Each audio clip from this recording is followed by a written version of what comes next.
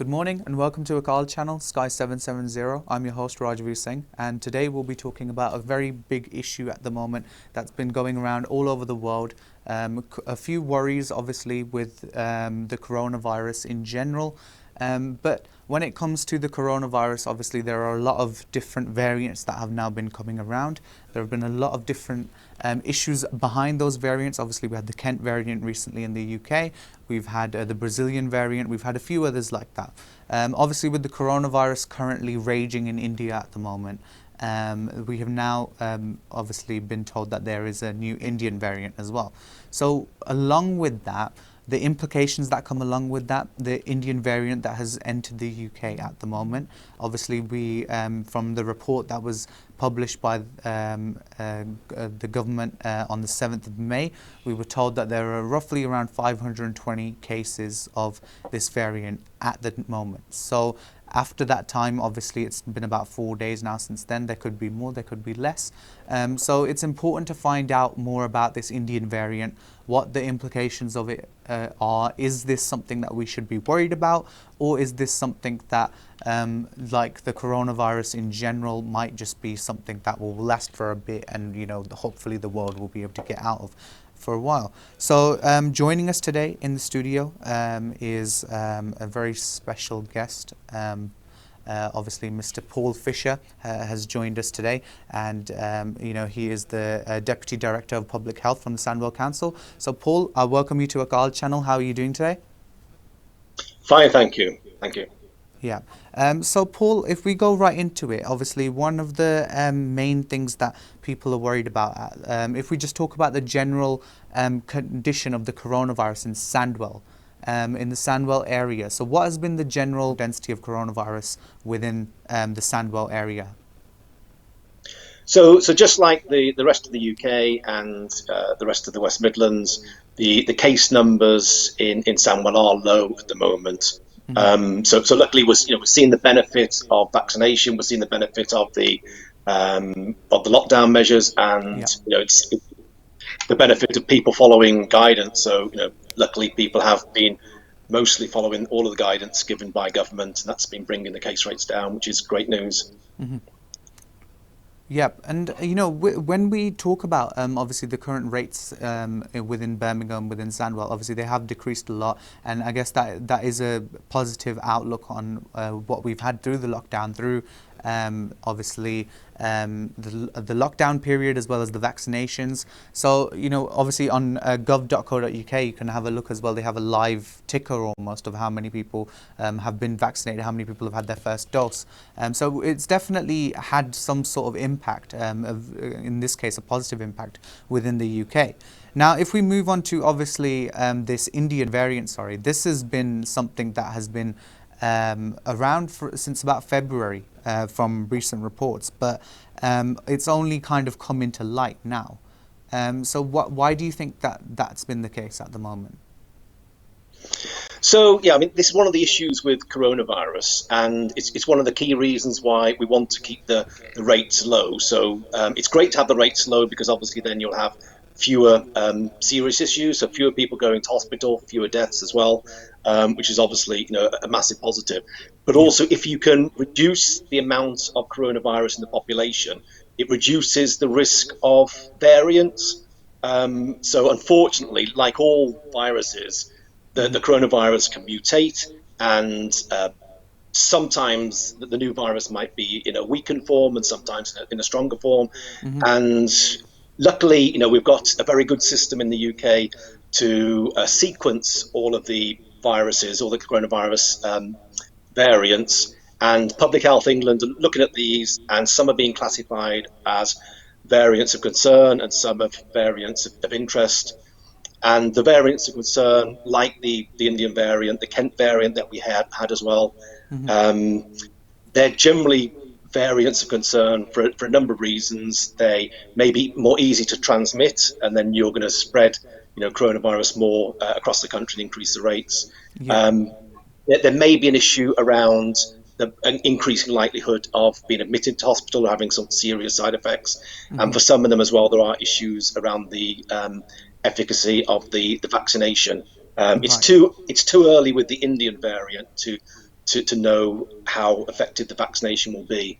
Yeah. But it's really important that everyone gets their vaccination. I mean, I've had my first jab, and I'm having my second jab shortly, because this will dampen down the amount of coronavirus in the population, which Right. is a great thing, but also reduces the risk then of future mutations that will result in new variants. It's interesting you said that because obviously with the University of Cambridge, who've been kind of at the forefront of researching this Indian variant at the moment, we've had Ravi Gupta, who is a professor in biomedical, and he has been looking into this, and he said something quite interesting. He said that he's not sure whether the corona with this variant might actually affect those people who are vaccinated more than those people who aren't vaccinated. So, and then from the same university, Sharon Peacock has said the polar opposite, really, that those people who are vaccinated, they shouldn't really be affected by this variant, or if they are, it will be very minimal. So I guess it's down to due towards time really at the moment, because it's been so new at the moment that we haven't really got a definitive answer on this. But what do you think is the most important steps that public health organisations such as World WHO, Public Health England need to take at the moment to ensure that obviously the public feels safe at this point? I think the key thing, and what's shown, with variants arising. So I think it was no coincidence that we had the Kent variant at a time in the UK when we had an awful lot of coronavirus in the system. Yeah. And now you've got a lot of coronavirus in India, and there's a new variant there. So, I mean, it does show that you can't deal with coronavirus as individual countries. You have to deal with it globally, and we have to, reduce the rates of coronavirus in all countries. So then, you can open up travel, but also you massively then reduce the risk of the variants. And it's a difficult one with the vaccine. I mean, um, we don't know what will happen, with new variants, but we do know that if you get the vaccine, then we're going to reduce the amount of COVID in general in the population. So we should always be encouraging people to get the vaccine. I think no one's saying that it's not a good idea to get the vaccine. Yeah. And also, you don't know which variant, if you do get COVID, you don't know which variants that you'll have. So it's always useful to have your vaccination. Right. So in this current situation that we're in at the moment, how many variants are there? And is this Indian variant something that the people of the UK should be concerned about? There's an awful lot. There's a big long list. I couldn't go through all the variants, but there's a big long list of variants. Some are being classified as variants of concern. Some are variants of interest. And currently, the Indian variant is the one that we're concerned about at the moment, because there's been an increase in cases recently. Yeah. Some of them we've investigated, and they have been linked to people who have had foreign travel. But because now it's spreading around in the population, there's lots of cases now where the person with the variant had no link at all to foreign travel, and obviously someone's brought it in, passed to somebody else, someone else. There's lots of people now with no links to foreign travel. So at the moment, then we could say that it is quite a big concern then for the UK, because obviously, with not knowing how many people might have picked up that variant whilst they were, traveling, or whilst they were out of the UK, or whilst they're walking around in the general public, we could say it's a fair concern for the UK to have at the moment. Yeah, and that's why with our colleagues in Public Health England, local authorities are carrying out enhanced surveillance around these variants.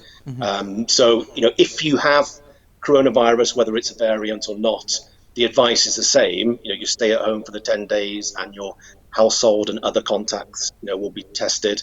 But obviously, we will be following up those individuals in more detail, and asking them an awful lot of questions to try to find out where they might have picked up the variant, to try to stop that spread of the new Yeah. variant within the population.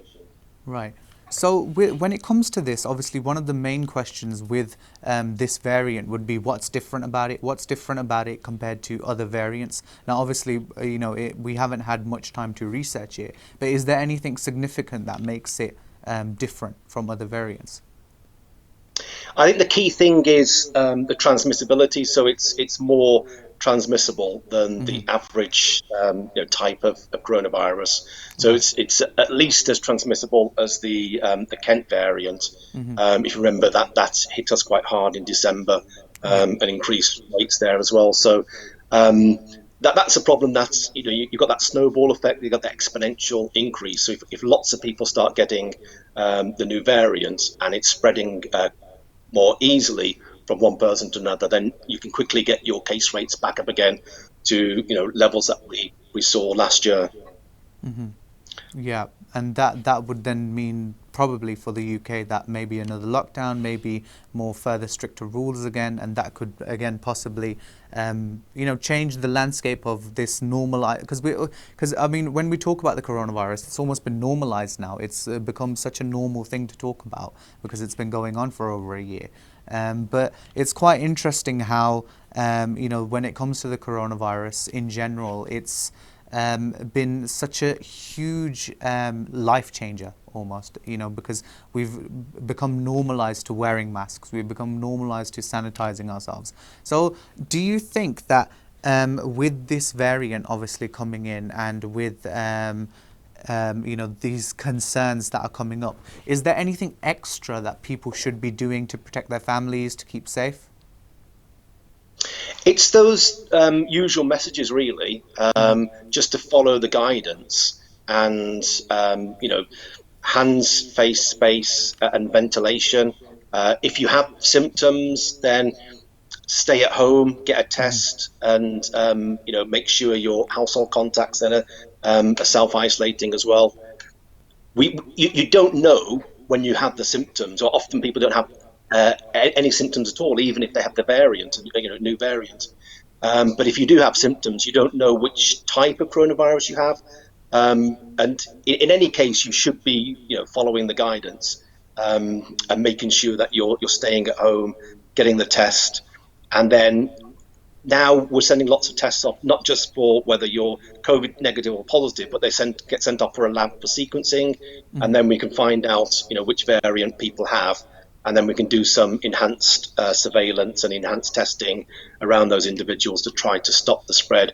Because, like you say, what we want to do is prevent that third wave, and hopefully there won't be a third wave, and the lockdowns and the measures that were taken and the vaccination process will prevent that happening.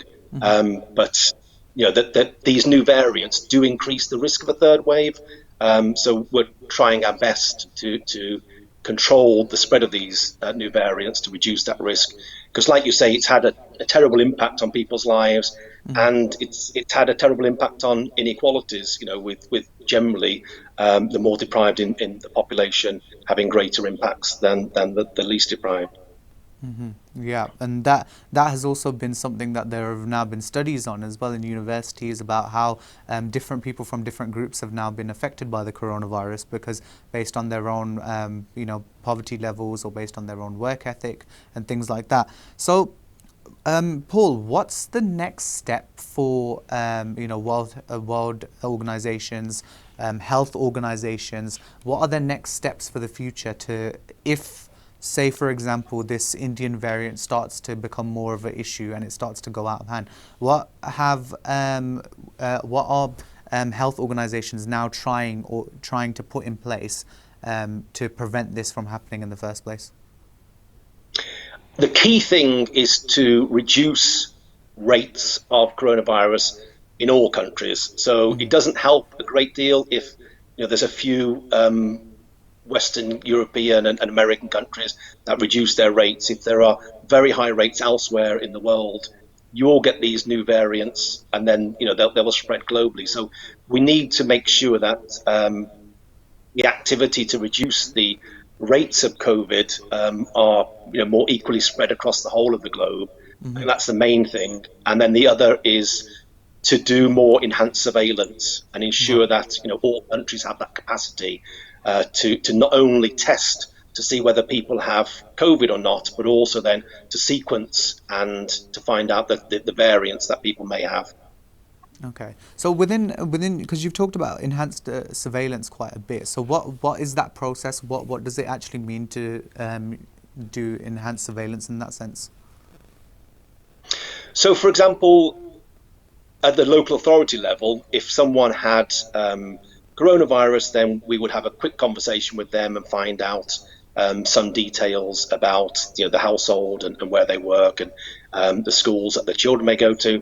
Whereas with a variant, we've got a much longer questionnaire to ask more detailed questions to get a better understanding of where that individual has been and try to then link them together as well. So we've had a number of cases of the Indian variant across the West Midlands, and then we're looking to see whether we can link some of those cases together. And it's also around doing more testing and making sure those tests are sent off for sequencing to see whether individuals around those cases have got the variant as well. So with that, obviously, it's very, very interesting because when we talk about the Indian variant in general, there's been a lot of different opinions on it. Different articles, different news outlets have created their own opinion based on what the information they've had at the moment. So if we look at, for example, the BBC, they've released a small article about it, gone into quite a fair amount of detail. Their end result being quite generalized, that it shouldn't really be something that we should worry about. If we look at the Science Newsweek, obviously they've gone through it in they've almost gone into it down to molecular level to explain it in great detail scientifically about how that works, that whole process works. But what's interesting is when it comes to this, when it comes to the Indian variant, the main thing that a lot of people will look for is obviously the important things that they will need to know about this Indian variant. What is it that is so special about this variant? Now, obviously, we talked about transmissibility of how easily it can be Yeah. caught. That is a very, very important part of it. And so I think it's definitely very important for all those watching at home, for all those people who are watching us, who are hearing our voices, definitely make sure that we keep adhering to the current laws, the current restrictions that are in place. Now, Paul, one thing that's quite interesting is obviously on the 17th of May, a lot of the restrictions are going to be lifted. And obviously, Prime Minister Boris Johnson, in his speech recently as well, he said that it's almost like it will be a choice now if you want to adhere to those rules. So do you think that that might have an effect on the spreading of this variant?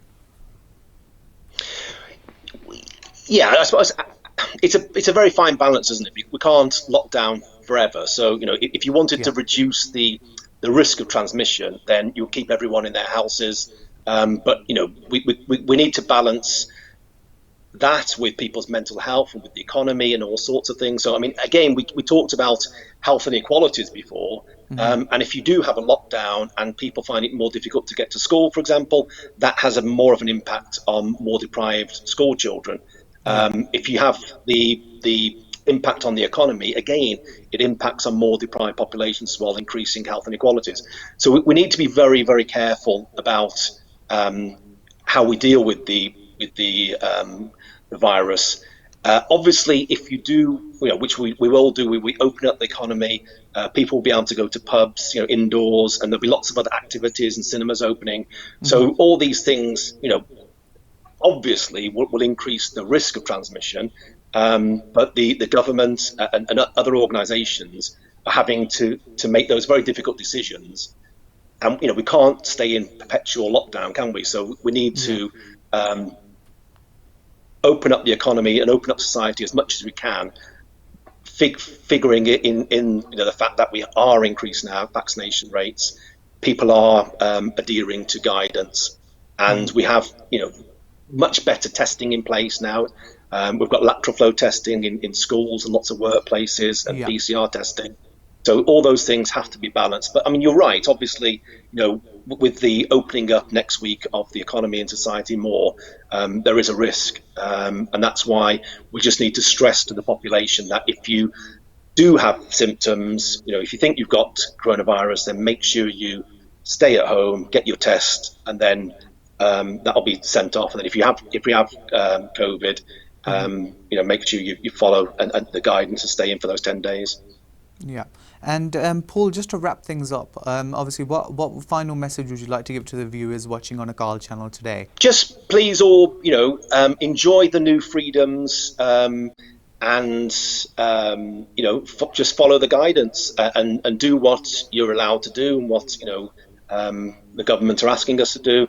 If you just follow those simple messages around hands, face, space, ventilation, it's general guidance that even if you forget about coronavirus, we should all be washing our hands on a regular basis anyway. Mm-hmm. And wearing face masks. There's some research to show it's helped reduce other rates of diseases in society. So I mean, a lot of those things are just general good hygienic measures that will protect you and your family, and reduce the risk of spreading coronavirus, having higher rates, and potentially having other variants in the future.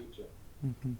Thank you very much, Paul, for your time. I know you took your time out of your busy schedule to come and join us today on Akal channel. So thank you very much for your time and for your great insight as well. So to all the viewers watching at home, it's very important when it comes to this Indian variant, when it comes to all these other different issues, around the coronavirus, that we stay safe, we stay sanitized, we stay healthy, and we take our time out to make sure we follow with the rules. When it comes to this Indian variant, obviously we've discussed quite a few different things. Hopefully in the future we will have more detailed information about the Indian variant, about the new kind of research that might come out. The World Health Organization should be providing us with reports in the coming days as well. So hopefully we'll have more detailed information about this variant and how we can keep away from it. But for now, that's everything. Thank you very much for watching. We'll see you in the next program. Thank you very much.